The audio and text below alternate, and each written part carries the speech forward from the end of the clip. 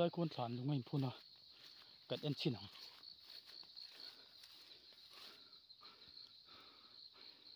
kum sang sa ko som ko pakhat kan helai hmuna hianin dar khu ma tong kai pu kan kal tur hi a chin thiana no siam ani a fa te howin hei kan kal na tur kan chu khadon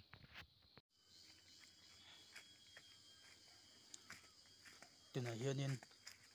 dar khu ma pu ka kan kal do na hei akong polo fai ta kur mai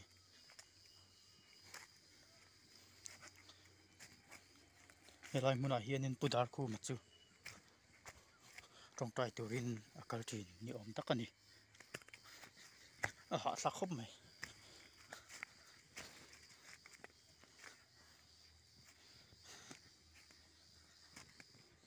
kan thleng ta hei le pu dar khu ma pu kan ti chu hei notebook te bible te anda hei helai hmuna hian pu dar khu ma chu a tong tai thina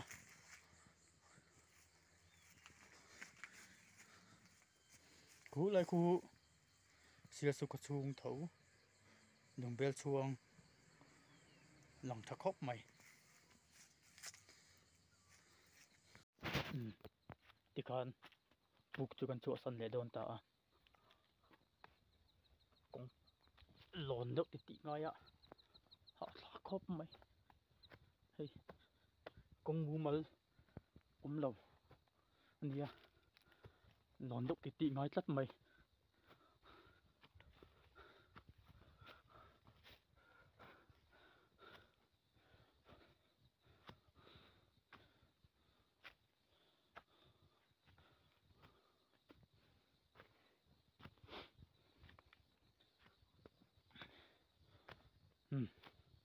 kan chuk ta kong pu ko